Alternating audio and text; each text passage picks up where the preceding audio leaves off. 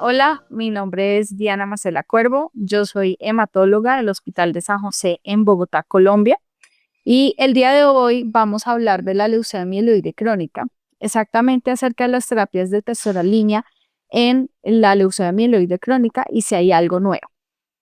Entonces, una pequeña introducción. La leucemia mieloide crónica es una neoplasia mieloproliferativa. Es secundaria a la translocación recíproca entre los cromosomas 9 y 22. Y esto origina el famoso cromosoma Filadelfia y da lugar a una proteína de fusión que es la BCR-ABL1. Esta es una proteína que posee una actividad tirosina quinasa que está constitutiva. Y eso lo que hace es activar vías intracelulares que promueven la leucemogénesis y el desarrollo de esta enfermedad. Antes de la introducción de los inhibidores de tirosina quinasa, las opciones de tratamiento eran muy limitadas, con un pronóstico que era muy adverso. Ya en la década del 2000, el uso del imatinib, el cual es el inhibidor de tirosina quinasa de primera generación, revolucionó por completo el tratamiento de la leucemia mieloide crónica. Y posteriormente aparecen los inhibidores de tirosina quinasa de segunda generación, como es el dasatinib, el nilotinib y el bosutinib. Y este grupo demostraron una mayor potencia y mayor capacidad de inducir respuestas moleculares mucho más profundas y mucho más rápidas. Y estos avances han transformado la leucemia mieloide crónica en una enfermedad crónica que es controlable, con tasas de supervivencia a 5 años mayores del 90%, y de hecho se habla de que la supervivencia de estos pacientes es similar a la de la población general.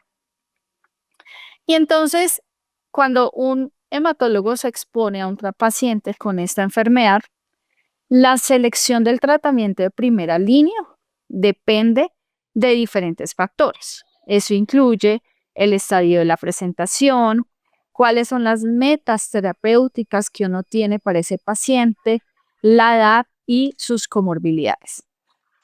Sin embargo, múltiples estudios, incluyendo los de vida real, han demostrado datos que dicen que alrededor del 30 al 40% de los pacientes requieren cambiar ese inhibidor de tirosina quinasa de primera línea, bien sea por intolerancia o por resistencia. Los pacientes que pueden presentar intolerancia a los inhibidores de tirosina quinasa de primera o de segunda generación, aún después de los ajustes de dosis, es razonable utilizar un inhibidor de segunda generación alterno. El problema es en esos pacientes que presentan resistencia a los inhibidores de tirosina quinasa de segunda generación, que hasta la fecha en Latinoamérica la opción terapéutica en ese grupo de pacientes que presentaban resistencia a los de segunda generación es el ponatinib. El ponatinib es un inhibidor de tercera generación. O la otra opción terapéutica también era el trasplante halogénico de progenitores de la hematopoiesis. Hablando específicamente del ponatinib, los estudios demuestran que tiene una excelente eficacia, incluyendo en los pacientes que tienen mutaciones de resistencia, específicamente la T315I. El estudio fase 2, el PACE, demuestra que más del 90% de esta población ya había recibido un inhibidor de tirosina quinasa de segunda generación. Y ese grupo de pacientes lograron un 50% de respuesta citogenética y un 35% de respuesta molecular mayor. Pero desafortunadamente había un 20% de eventos adversos vasooclusivos. Por lo cual, posteriormente sale el estudio OPTIC, el cual fue un estudio muy importante porque ofrece evidencia que al realizar reducción de dosis del ponatinib, reducía de manera significativa estos eventos hasta menos del 4%. Si tenemos en cuenta que la edad mediana de los pacientes de leucemia mieloide crónica, la mayoría son mayores de 60 años. Estos frecuentemente tienen comorbilidades, especialmente comorbilidades cardiometabólicas. El tratamiento de estos pacientes que presentan resistencia a los inhibidores de segunda generación seguía siendo un reto por estos efectos adversos asociados al ponatinib. Por lo cual, el asciminib es una nueva molécula, es una molécula con un mecanismo de acción que es novedoso. Esto es debido a que es un inhibidor del bolsillo miristoilado del ABL, el cual es un sitio regulatorio de la quinasa ABL1 y lo que hace es cambiarlo a su estado inactivo. Y este mecanismo novedoso está diseñado para mejorar tanto la eficacia y mejorar la seguridad, porque reduce los efectos adversos off-target. Entonces, del estudio ASSEMBLE es un protocolo aleatorizado en el cual compara bosutinib con asciminib en pacientes con intolerancia y o resistencia a dos inhibidores de tirosina quinasa previa. Muchas personas pueden refutar o preguntarse por qué se hace la comparación con bosutinib. Y eso es debido al tiempo de la historia de lo que estaba autorizado en ese momento. El estudio ASSEMBLE demostró la superioridad del asciminib en cuanto a respuesta citogenética y molecular mayor con respecto al bosutinib. Inclusive tiene un seguimiento mayor a 2 años. Y especialmente estos resultados de eficacia se acompañan con una menor tasa de efectos adversos. La mayoría de los efectos adversos no hematológicos incluyeron la elevación asintomática de la lipasa y amilasa, el rash y los síntomas constitucionales. La mayoría era grado 1 o 2. La hipertensión arterial es un efecto adverso que fue reportado en el 19% de los pacientes y este fue el efecto adverso cardiovascular más frecuente.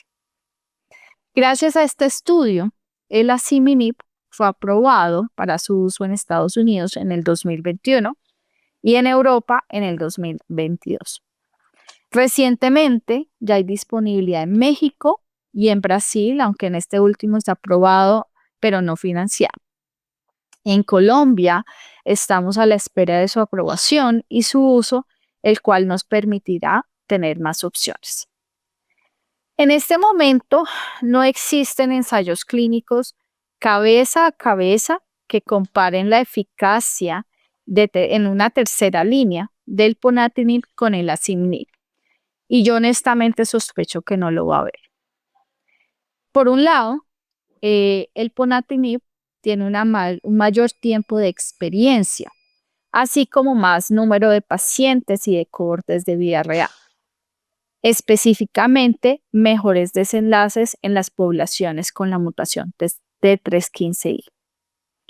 Y aunque lo que más preocupaba son los efectos adversos vasooclusivos asociados al ponatinib, existen diferentes ensayos que demuestran cómo el ajuste de dosis reduce estos efectos adversos, igual manteniendo su efectividad. El asciminib es un medicamento nuevo, pero con un mecanismo de acción diferente, lo cual lo hace muy atractivo en diferentes escenarios, inclusive en primera línea, como se demuestra en el ensayo clínico ASC4FIRST. Este ensayo clínico evidencia una eficacia superior y más segura en este escenario. Muestra una superioridad en cuanto a tasa de respuesta molecular mayor con respecto a un grupo de inhibidores de tirosina quinasa de primera y de segunda generación. Aunque la respuesta molecular mayor no fue estadísticamente mayor en el grupo cuando se comparaba con los de segunda generación. El mecanismo de resistencia que se ha estudiado en el asciminib ha sido las mutaciones puntuales en el dominio quinasa SH2 y SH3, que es donde se codifica el bolsillo meristoilado. Pero el hecho de tener inhibidores de ATP competitivos ortostéricos y alostéricos llevan a la pregunta si permitiría tener un efecto sinérgico. Y esto nos abre el panorama a diferentes escenarios.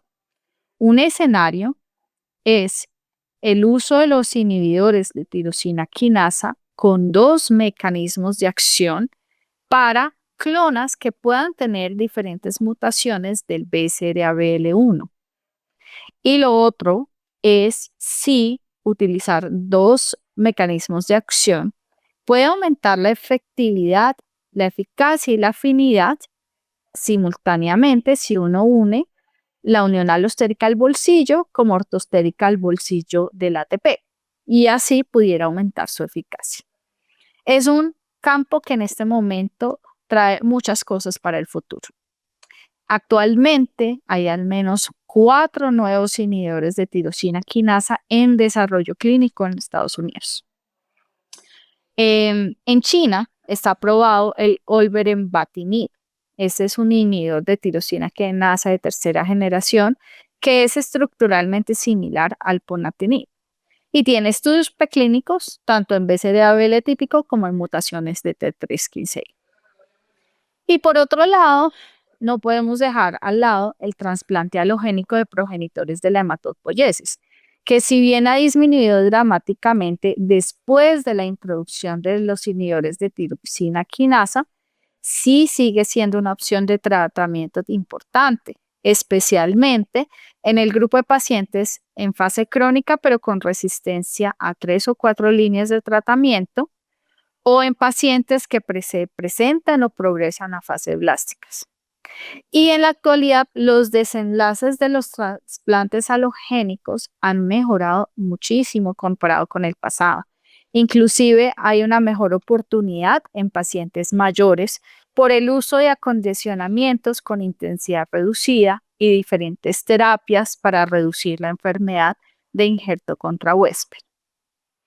Y en conclusión, ¿qué quiero decir? En conclusión, actualmente en Latinoamérica, con la llegada de la asciminib para pacientes con resistencia o intolerancia a dos inhibidores de tirosina quinasa, nos va a ofrecer más opciones terapéuticas, lo que le va a permitir al hematólogo hacer un mejor perfilamiento de los pacientes y ofrecer de una manera individualizada un tratamiento más eficaz y más seguro. Gracias.